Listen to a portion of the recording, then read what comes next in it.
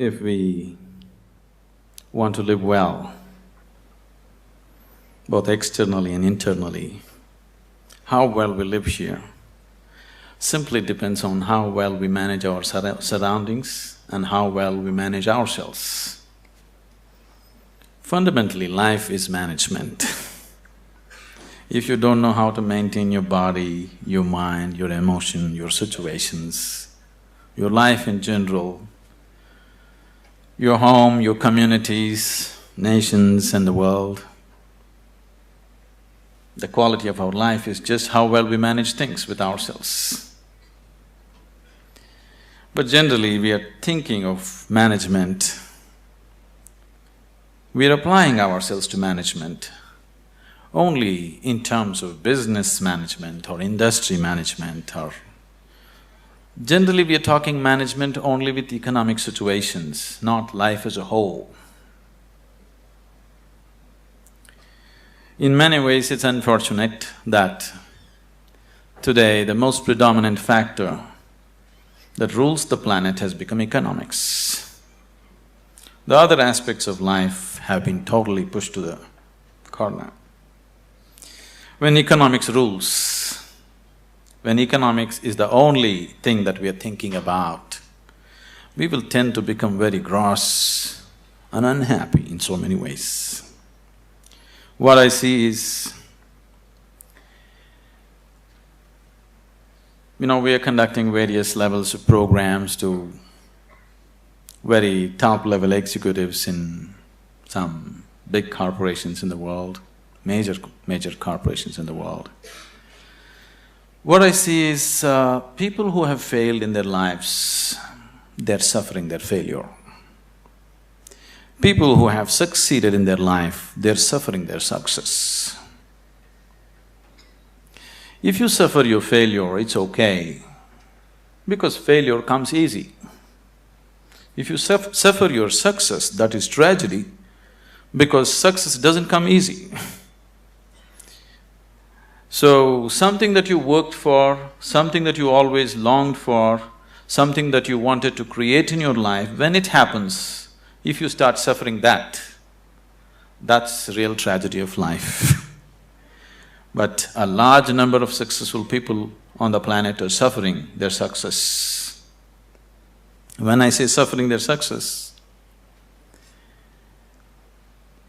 if you look at people, look at yourself and see, you're still young people, most of you. When you're 5 years of age, how happy you were, and today, how happy you are. If we make a chart out of it, a graph out of it, is it moving upward or downward?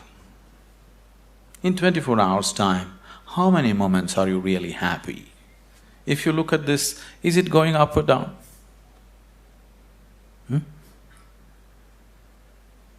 Is it going up or down? Down. So that means you're a bad manager. Because after all, everything that you did in your life is in pursuit of happiness, isn't it? All that you're doing in your life, you're doing it because you believe that is your happiness. You educate yourself, you pursue careers, you build families, you run after your ambitions. So many things you do because somewhere you believe fulfilling those things will bring you happiness. After doing all that, if happiness is not multiplying, it is going down, that means you are a bad manager of yourself. Anybody who does not know how to manage his own body, his own mind, his own emotion and his energies, if he is managing outside situations, he is only managing them by accident, not by intent, the way he wants it. Because if you do not know how to manage your mind, how to manage your energies, how to manage your interiority, managing the outside is bound to be accidental. When you manage situations by accident, you exist as an accident. When you exist as an accident, you are a potential calamity. When you exist as a potential calamity, being anxious all the time becomes a natural part of life. Anywhere you go today, people are talking stress management. Especially a few years ago when I first went to United States, wherever I go, people were talking stress management. I could not understand why anybody wants to manage his stress. I can understand you want to manage your business, your finance, your family, your property, whatever, but why would you want to manage stress? It took me a while to understand these people have come to the conclusion that there is no other way to live. Somehow people have come to the conclusion that if you do things in the world, you're bound to be stressful. One is not stressful because of what they're doing. One is stressful because he's a bad manager of himself. He doesn't know how to manage his own systems. That is why he's stressful. It is not the nature of the job which makes one stressful. You ask a chaparasi, he is also stressful. You ask the top executive, he is also stressful. Everybody believes their job is stressful. No job is stressful. If you have no control over your own systems, you will be stressful. Whether you do something or you don't do anything, isn't it so?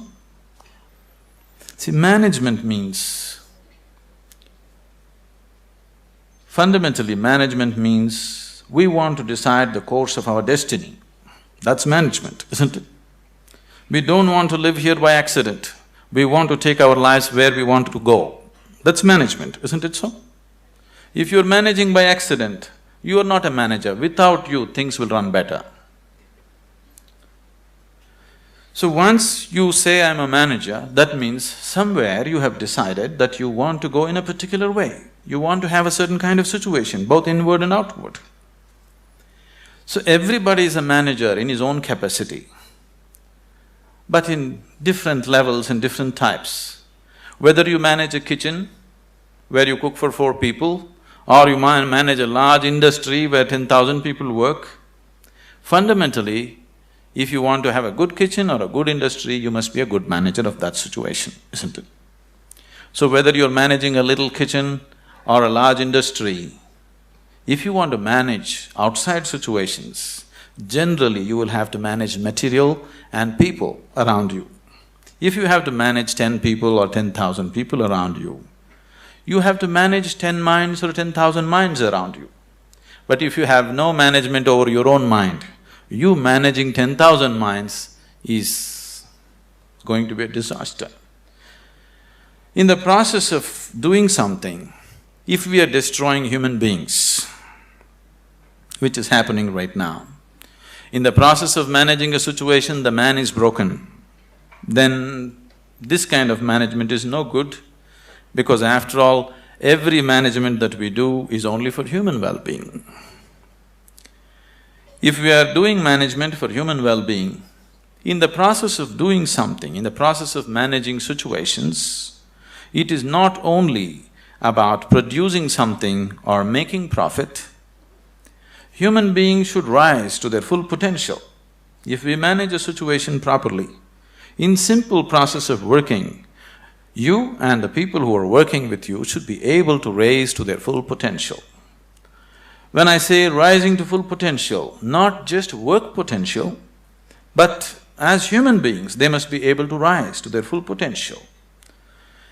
If people work together, then people should be able to rise to the peak of their love, peace, compassion within themselves.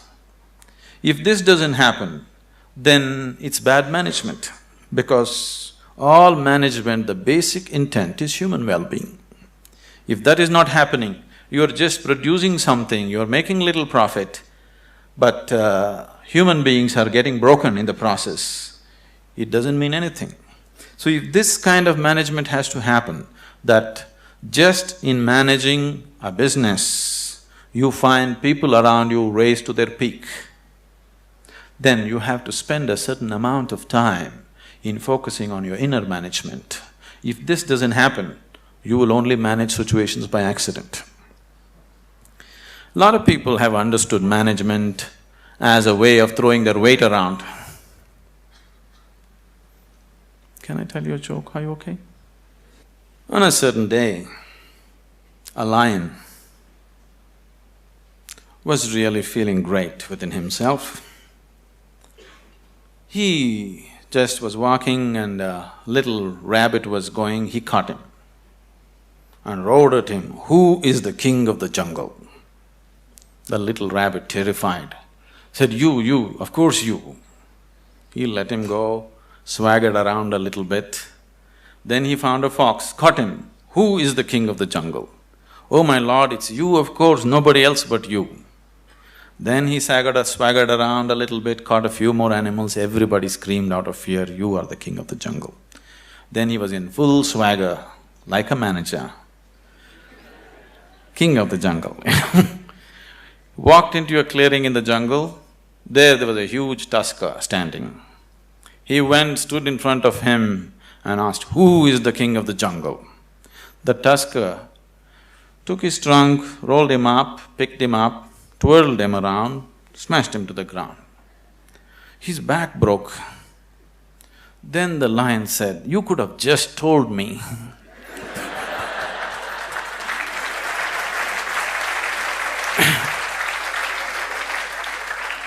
But the tusker said, "You see, I had to make my point." So, lot of people generally are thinking management means just throwing their weight around. Throwing your weight around is not management, any fool can do that. If you manage a situation, not just things happening there, people should feel elevated, just being in that space. Otherwise, it is not management. Above all, if you go to your place and you manage a situation, you must feel wonderful being there. If that doesn't happen, you are not a good manager. So if this has to happen, you need an inner dimension. When I say inner dimension, what is inner dimension? When I say inner, I'm not just talking about the body or the mind, because both this body and mind you gathered from outside in certain ways, isn't it? For example, this physical body, when you were a child, this body was only this much. Now it's become this much. How did this happen? How did this happen? That's a question. How did this happen? You grew up, how did it happen, I'm asking?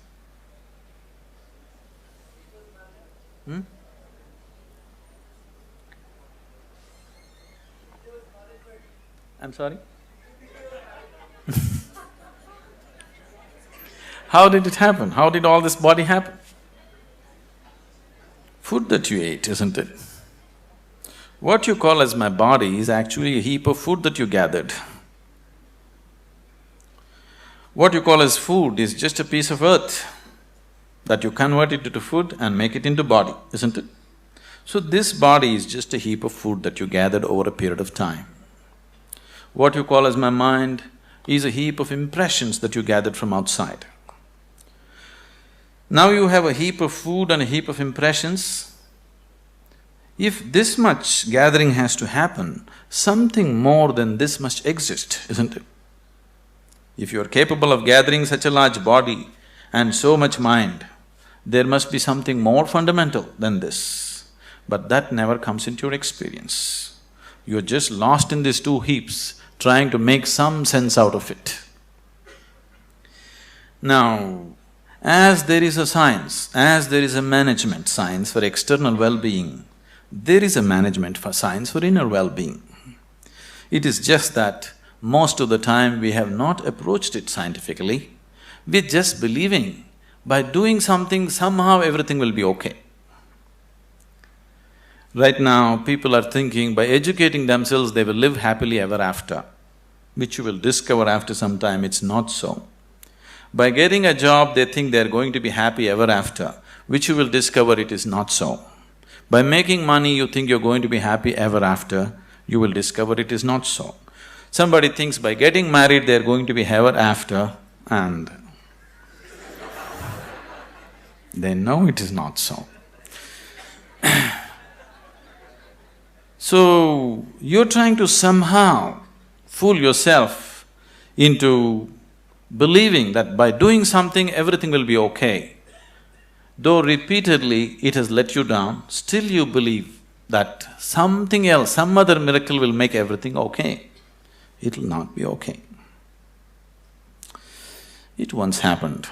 On a certain day, a bull and a pheasant were grazing on the field. You know a bull? A pheasant, a bird. The bull was grazing on the grass, the pheasant was picking ticks off the bull, they're partners, Then the pheasant looked at a huge tree which was at the edge of the field and very nostalgically said, "Alas, there was a time when I could fly to the topmost branch of the tree, but today I do not have the strength even to fly to the first branch of the tree." The bull very nonchalantly said, "That's no problem. Eat a little bit of my dung every day. You will see, within a fortnight's time you will reach the top of the tree." The pheasant said, "Oh, come off it. How is that possible?" The bull said, "Really, please try and see. The whole humanity is on it. You could try too." Very hesitantly, the pheasant started pecking at the dung, and lo, on the very first day it reached the first branch of the tree. In a fortnight's time, it reached the topmost branch of the tree. It just went and sat on the topmost branch and just looking at the scenery, enjoying it. The old farmer saw a fat old pheasant on the top of the tree. He took out his shotgun and shot him off the tree. So the moral of the story is, even bullshit can get you to the top, but never lets you stay there.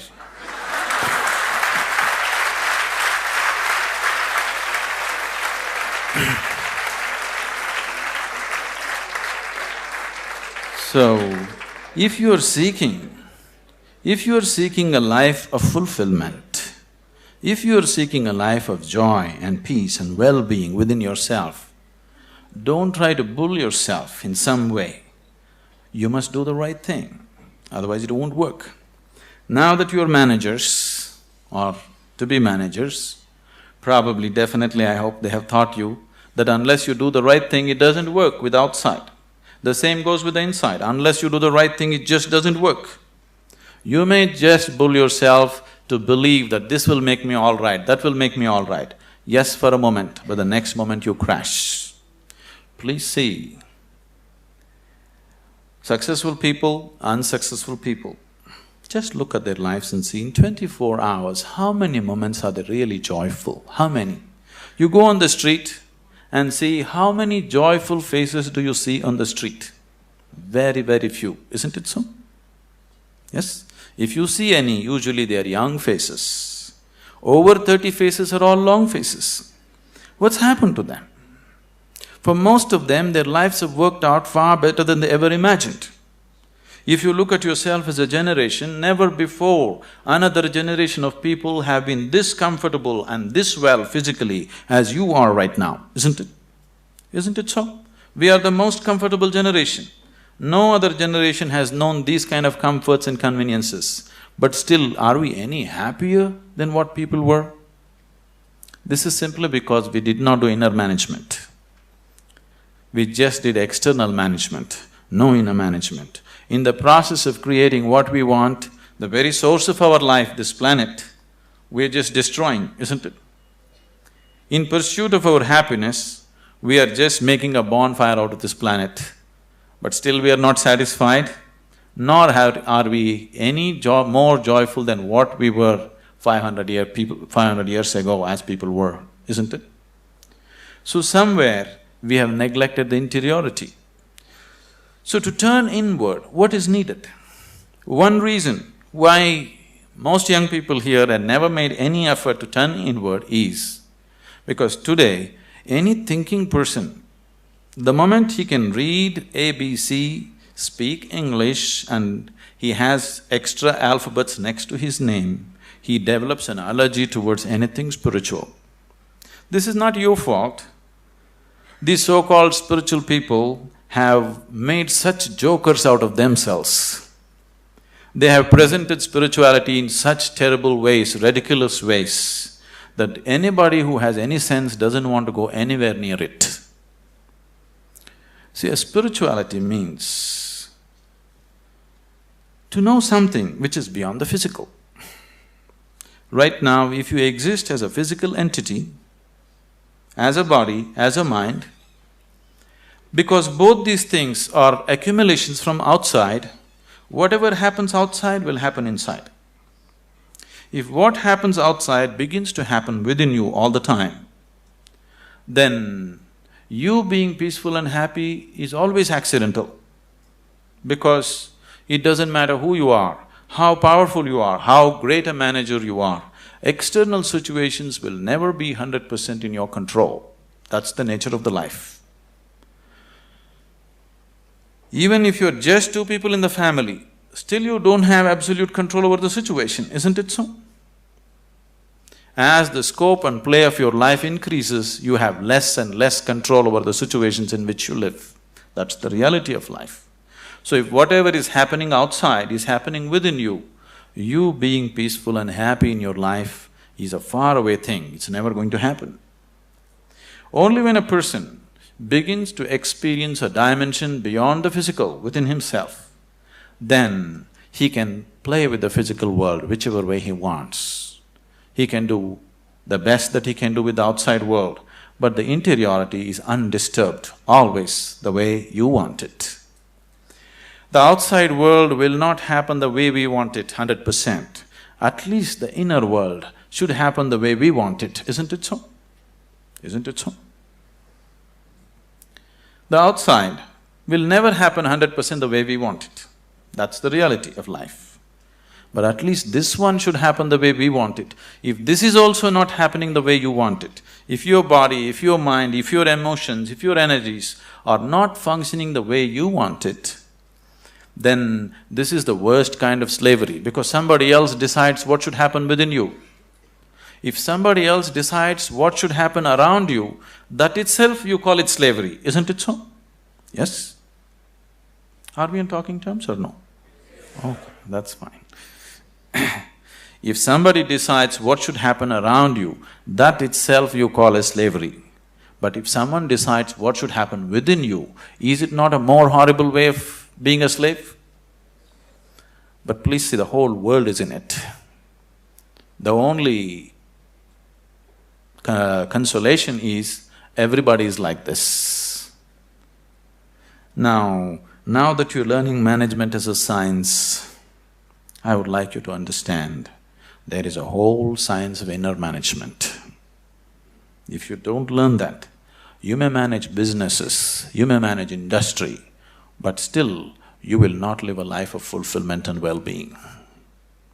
If you want to live a life of fulfillment and well-being and offer the same to people around you, it's extremely important you know what it means to manage your interiority.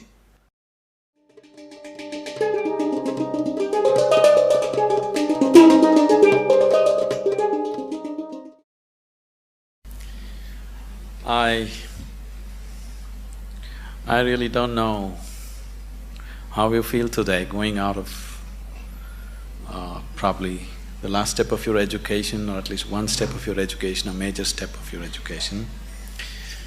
Because when I studied in the university, I did not go to my convocation.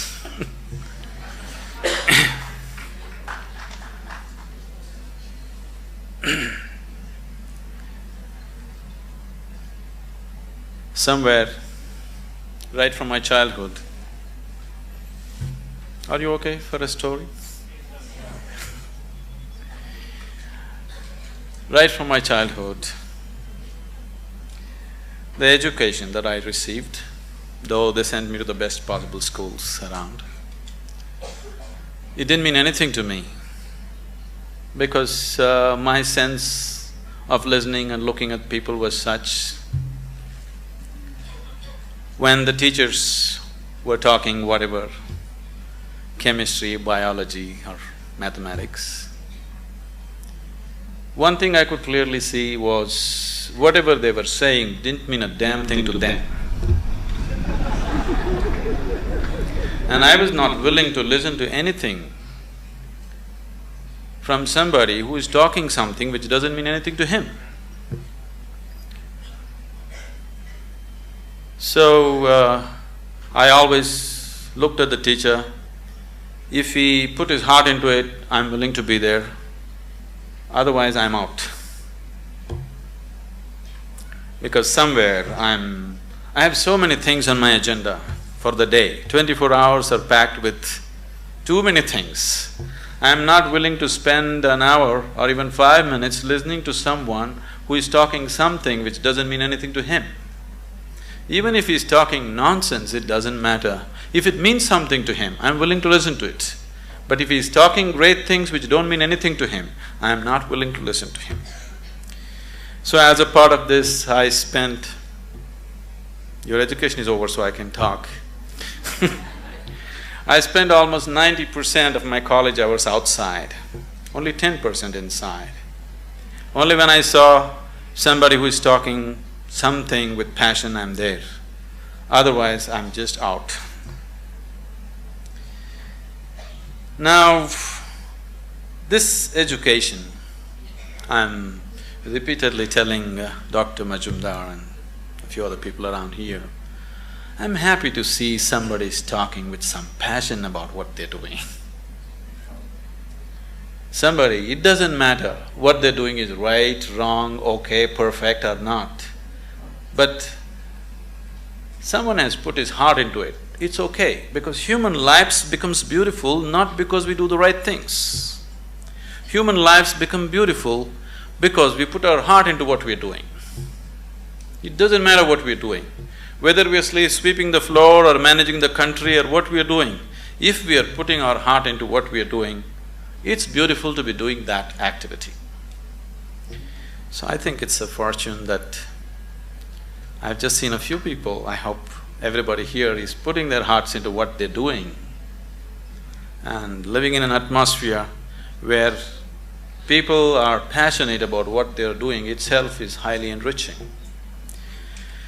Now that you're stepping into the world, not that you don't know, but anyway, now you're stepping into the world in a different dimension than the way you have been till now.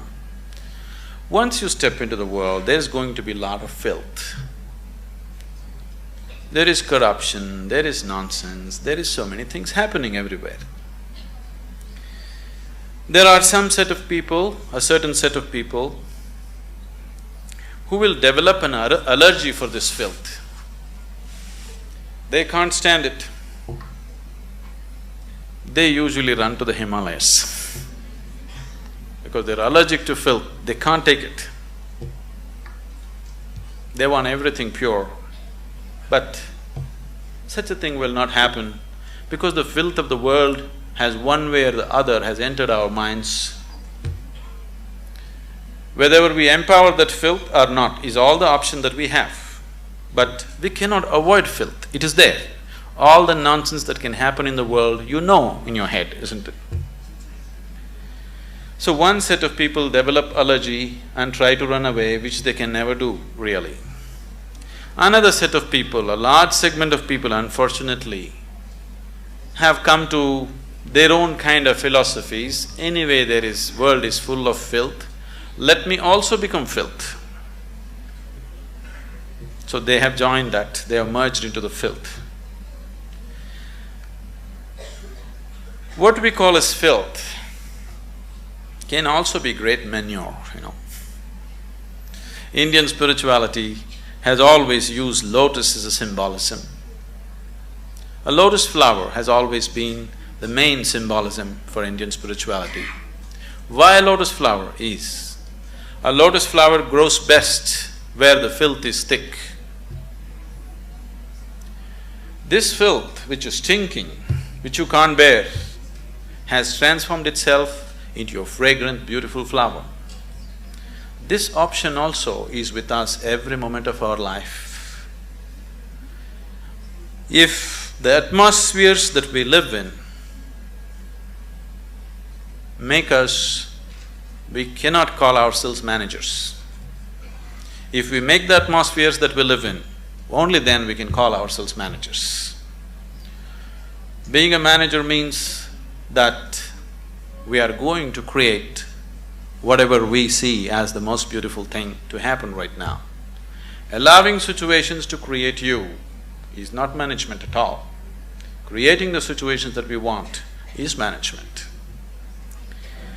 As many of them have said many things, this process of education, there is a certain acceleration now that education is over, you're stepping into a new dimension of life, the excitement, and it's always beautiful to step into something new that you believe is going to be wonderful. But what we have seen with life with most people is, now let's say somebody got a job, the first day when they went and sat behind this table was the most fantastic place in the world. But within a few years, behind the same table, they're manufacturing blood pressure, diabetes, ulcers and whatnot. This is not because there is something wrong with the jobs that we do. This is not because there is something wrong with the world that we live in. It is simply because we have not paid sufficient attention to ourselves. We have paid too much attention to what is outside. To succeed in the world, people are always thinking, great aspirations will make you successful. Aspiration is just an initial starting point. Just because you aspire for success, just because you aspire for prosperity, just because you aspire for well-being, it doesn't happen. Success, prosperity, well-being happens because you have made yourself capable of creating those things. Everybody aspires. Who is not aspiring for success in the world? Everybody is aspiring. Even a beggar on the street is trying to be a successful beggar, isn't it so? Every human being is aspiring for it, but only those who have made themselves capable will succeed. Making yourself capable not only in terms of management skills and other things, but that is needed too, but making yourself capable as a human being to go through situations untouched, to be like a lotus flower, even if you're in the filthiest of situations, to maintain your beauty and fragrance. If one has this, he will float through this life untouched. If one doesn't have it, life will eat him up in so many ways.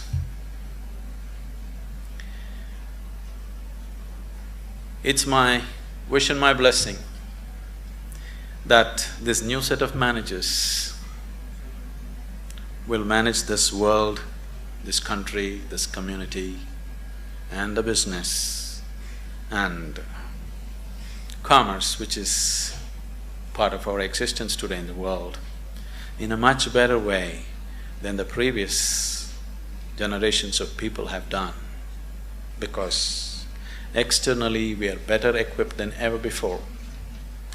If we make a little effort, it's a fortune that an institution has made an effort to equip you internally to whatever extent it was possible for them. If you equip yourself for internal management also, I'm sure that this group of people and many more who will pass out of this institution should definitely manage this world, this nation and the communities much, much better than the way it's been done till now. When it comes to management, there's no such thing as perfect management. It is just that if people give themselves absolutely to what they're doing, things will happen. Right now, the Isha Foundation, Dr. Karthikeyan, after seeing what's happening there, that's how he's been into this.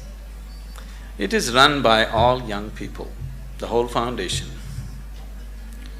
We have hundreds of centers in India and outside the country. Everything is managed by very young people. People who have been with us for 14, 15 years, they are just in their early 30s now. Very, very young people.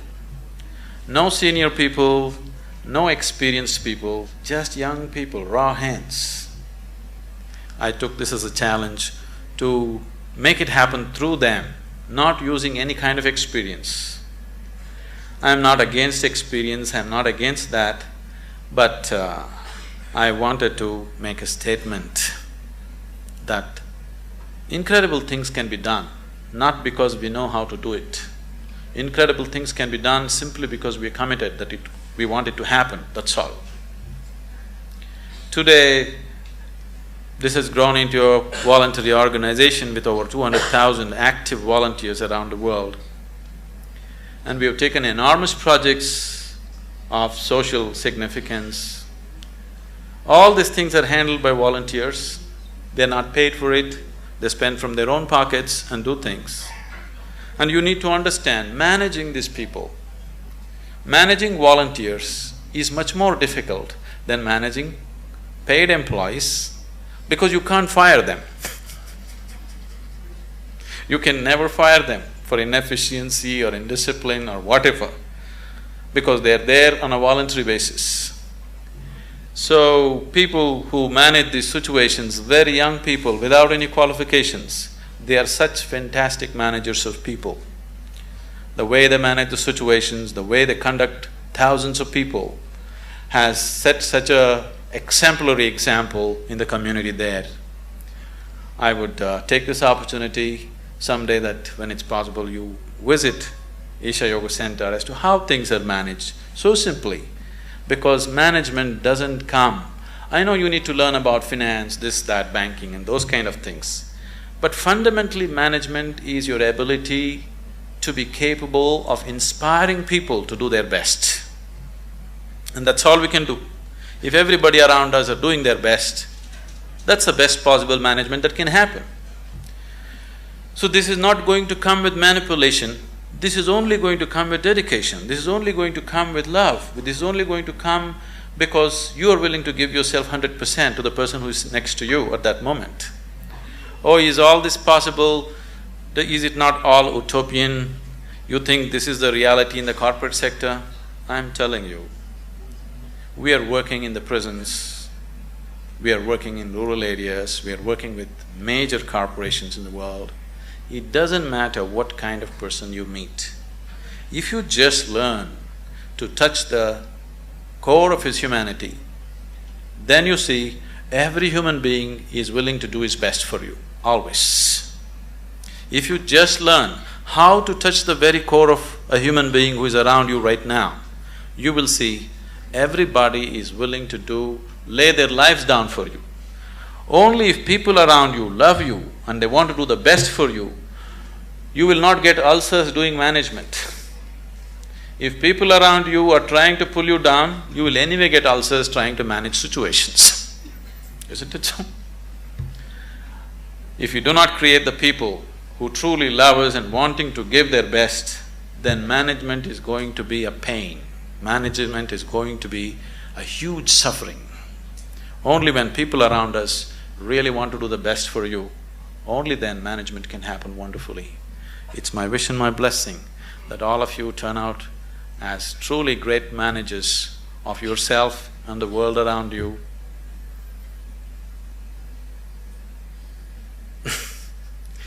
Our lives become beautiful not because of what we do. Our lives becomes beautiful simply because we have included everybody around us as a part of our dream of well-being. I hope all of you become truly successful and well. In whatever way, with inner technologies, if you need any help, we are always available to you. It's been a joy to be here in this institution. I've been to any number of colleges. People are the same, but creating an institution with some sense of commitment for inner well-being in today's world is… I'm too happy. Thank you.